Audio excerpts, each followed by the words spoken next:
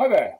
So today I'm going to try and turn this piece of yew into a hollowed out Christmas cracker, which you can pull apart and put things in. This is one I did earlier. Yeah, got a pop. I don't think I can figure out how to put a snap in. I may give it a go. We'll see. I got some from Hobbycraft, but that's quite a good fit on this one, which means it won't be a good fit on the next one. Anyway, here we go. Let's see what happens. Okay, so I've marked up the ends of the log and sort of in the middle-ish.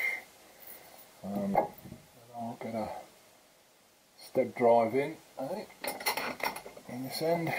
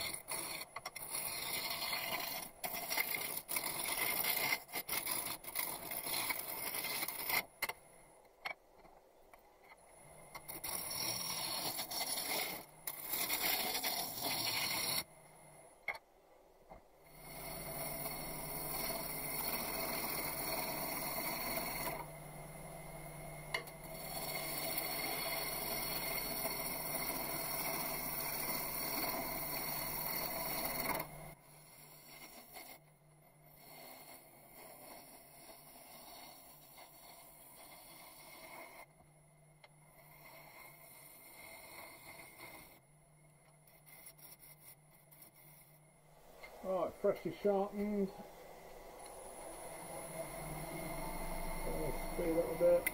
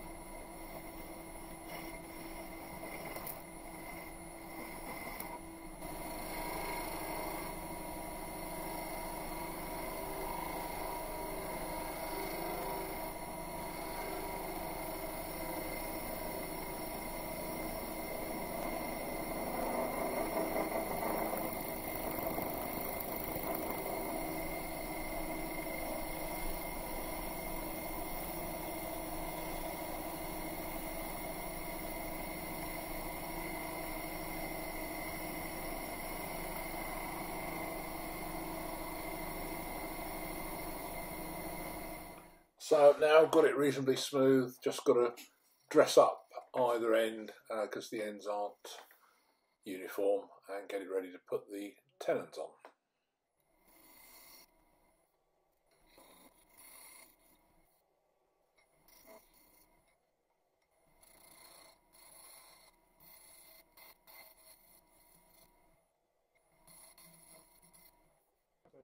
1.8 is 15.059.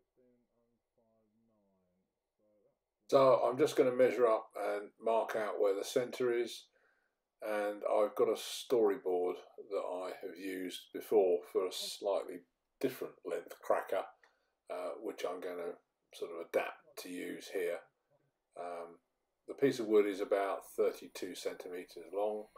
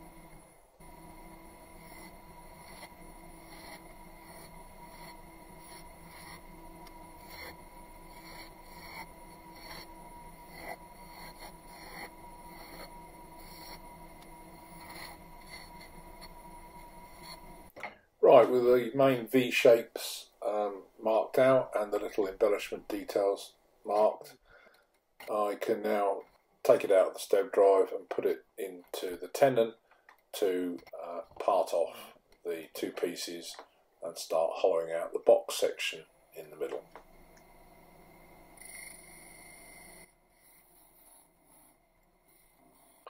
As the centre is going to be hollowed out, I've parted it down to the first part and then used the pull saw to actually take it off. Safer that way.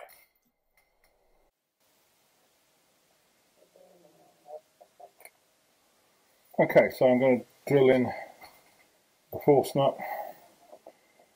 I want to stop so that it is short of the shoulder. It's very easy to overdo this and get it too thin.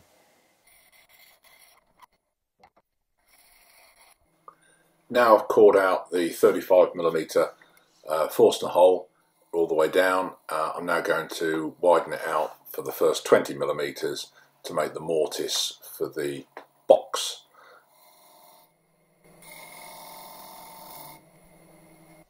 Multiple gentle cuts taken with the beading and parting tool, and then as it gets a bit closer with the skew are necessary to make sure you get a good fit.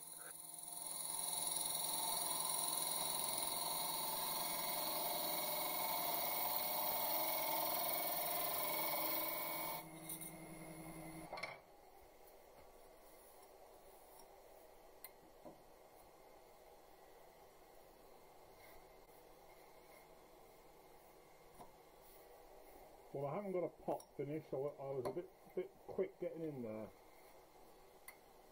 It's a shame.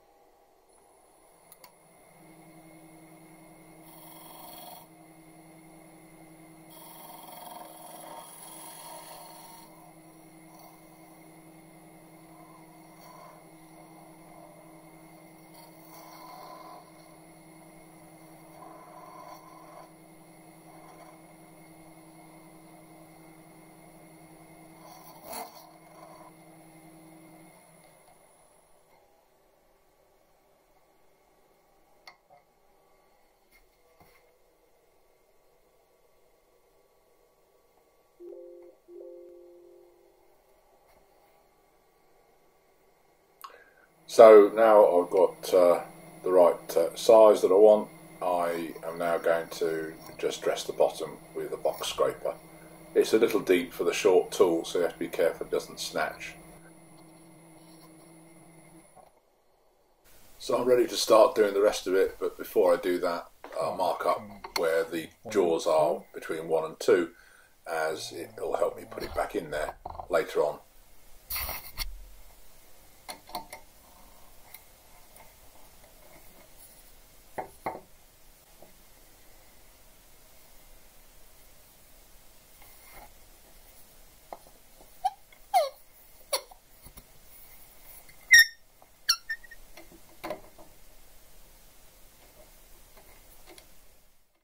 So the fit seems quite reasonable now, and I'm just going to put one of the pieces back in the headstock and use the forstner to core out the centre, and then do the same on the other side. So I've then made the box.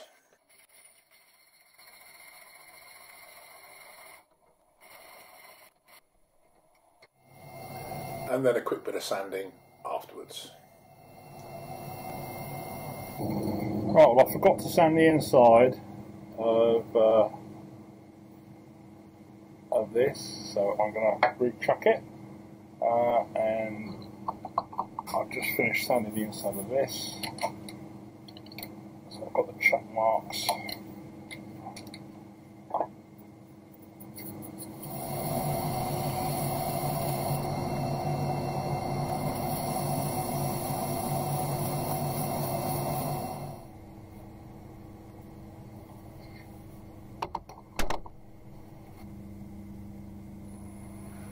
So I've now put it between the centres with the tenon at the one end and the tailstock at the other end, and I'm just making a couple of detail marks at the join just to mask any discrepancies that might occur, just using the point tool to do that. I've then gone ahead and created a slight reduction, slight rebate at that point, just to again mask any discrepancies that occur. And then I got the small crown texturing tool out and decided to try and produce a sort of crepe paper effect. I started off with the idea of just doing it at the joint, but it seemed to work quite well, so I decided to do it across the whole of the surface, producing a little sort of dimpled crepe paper type effect, which works quite well.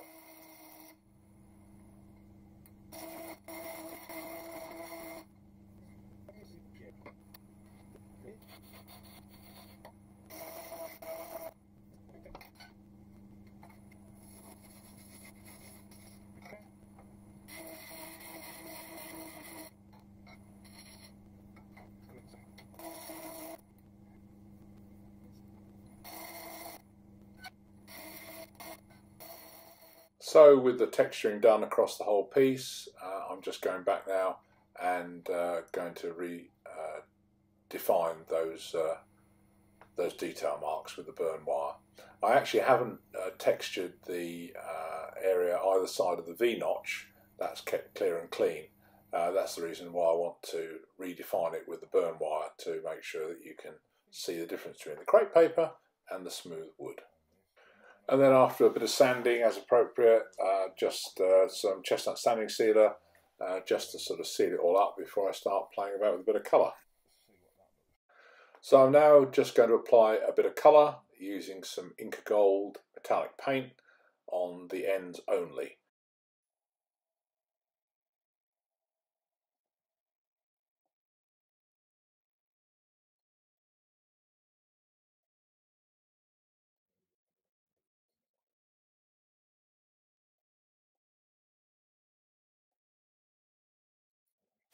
Right, so I've got the blue on. I'm just going to give it a little spin and get a little bit of red into the surface as well.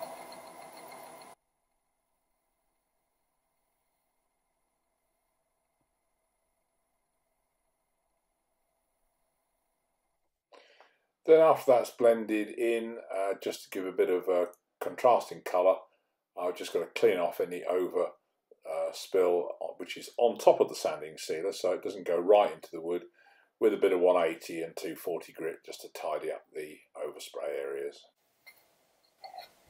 Alright, I'm going to make up a jam chuck. This is one I've used before. I think the diameters are the wrong diameters, so I will just try and work that out.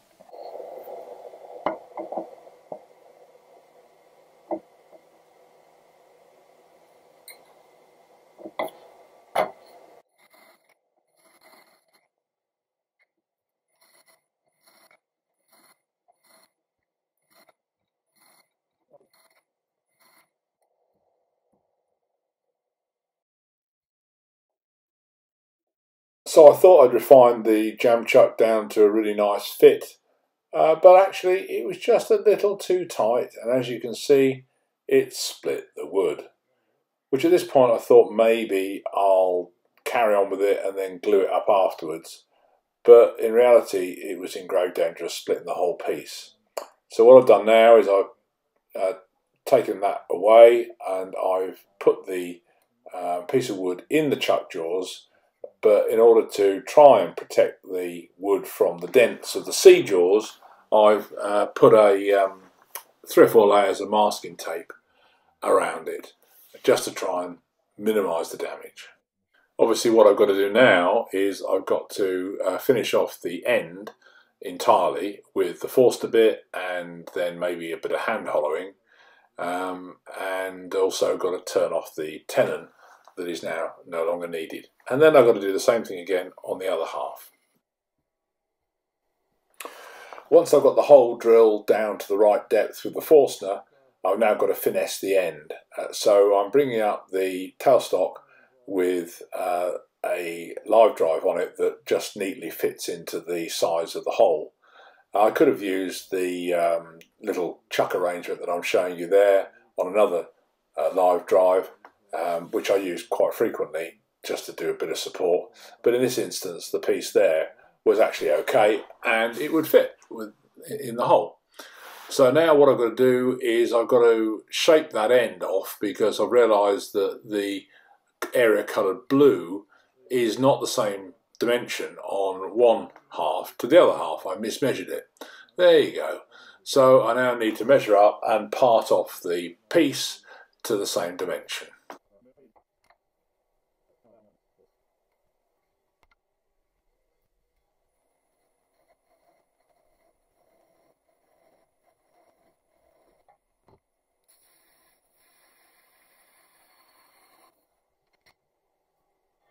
Because the forstner I've got that's approximately the right size is only 35mm, the inside diameter that needs to be drilled out is to about 42mm. So at this point I now want to try and get the spindle gouge or a scraper in there and just ease out that diameter at the end to give it a better, thinner finish. But as you'll see in a second, providing a bit of lateral pressure on the side with it held on a rather dodgy grip on the chuck jaws produces the undesired effect of the whole bloody thing wobbling around. So the answer there is make sure that if you do this, you plan it in advance, unlike me who hadn't planned it in advance, and make sure that you've got those chuck jaws gripping on the shoulder properly. So at this point I decided to have a go at coring it out with the adjustable forstner that I've got, which is carbide tipped. It's an Axminster Evolution product, and it will adjust from, like, I don't know, 30mm to 70mm. So I very gently started to core out with this. It hadn't proved as easy as I'd hoped, because it's only got one leg, even though it's got a nice pointy carbide on it. And there's an image that I didn't show because I wasn't filming it, or I didn't want to show it, I'm not sure which, where the damn thing wobbled around even more. So I had to do it very carefully. And the answer here is really you need to plan ahead with the sizes of the forstner bits that you're going to use and how the gripping is going to occur to make sure you've got a good stable grip. I was not prepared to give in though, so I carried on and it kind of worked. And then a bit of finessing with a box scraper just to trim up the bottom where the forstner bit leaves a hole at the bottom. And then, because the grip was not very solid, I used the sanding stick with some coarse grit just to blend the edge out to make it look a bit thinner.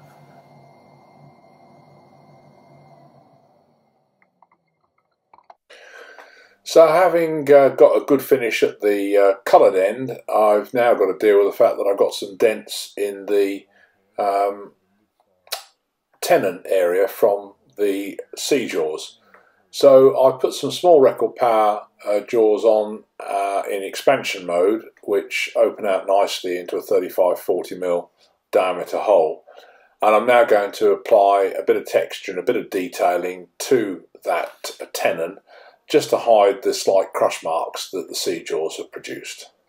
I'm using the live drive, that's the smaller one, with the wood cup for the outside, which fits a hole between 35 and about 42mm diameter, just the way it's been tapered, and that provides a really good support, keeps it nice and central, and means that it won't fly off the lathe.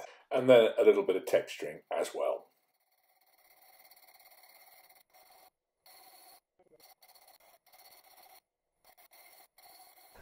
Now to take that off the lathe and make a jam chuck of the right diameter and right length, so that the bottom of the jam chuck nestles neatly in the base of the recess and the top's the right diameter.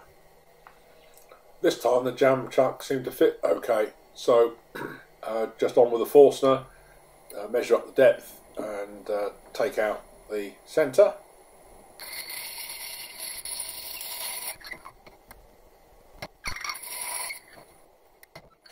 So buoyed up by the confidence that the jam chuck fitting well had given me, I decided to go back to the large one-legged forstner type bit, and oh, well, that didn't work too well, did it? So I tapped it back in again and got it aligned, and then I thought, well, I'll just do that again because I can't figure out what happened the first time. Well, lo and behold, of course it did it again, didn't it? And this time made a bit of a mess at the end. Well, the reason was that I'd still got a bit of the tenon showing, and the leg of the one-legged forstner bit was, of course, digging into that. Did I think about that at the time? No. Well, the light dawned eventually, so I've centred it up now with the tailstock drive for some support, and I'm just going to part off the rough end and then maybe try something else. No, I just thought I'd give it another go. So I thought I've got a nice smooth end, it's bound to be okay this time. Well, of course it wasn't. That cutting tip is very aggressive, and no matter how slowly I took it, well, you can imagine what happened. So I shoved it back on again, nice tight fit on the jam chuck, centred it up, and thought I'd just give it a go with a freshly sharpened 3/8 spindle gouge. Nice, gentle little pull cuts, just to sort of get this a bit thinner than it is at the moment. And well, slowly, very slowly, that worked.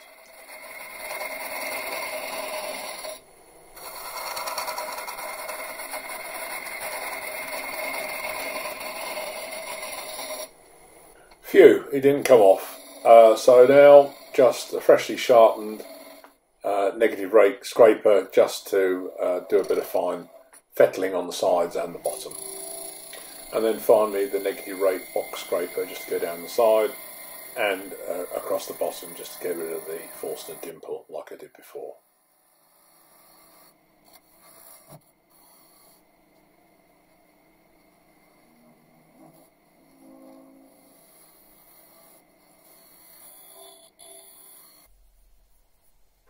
And then after that, just a bit more sanding with a sanding stick, and then ready to take it off the jam chuck. Nice and simple, that is, because it comes off easily, doesn't it? Well, give it a bit of a tug. Yeah, no, well, at least it was tight, I suppose, which is why it didn't move. But am I going to have to thump it with a hammer? Oh dear. Here we go. Yes, it's starting to move. Thank goodness it's coming off now.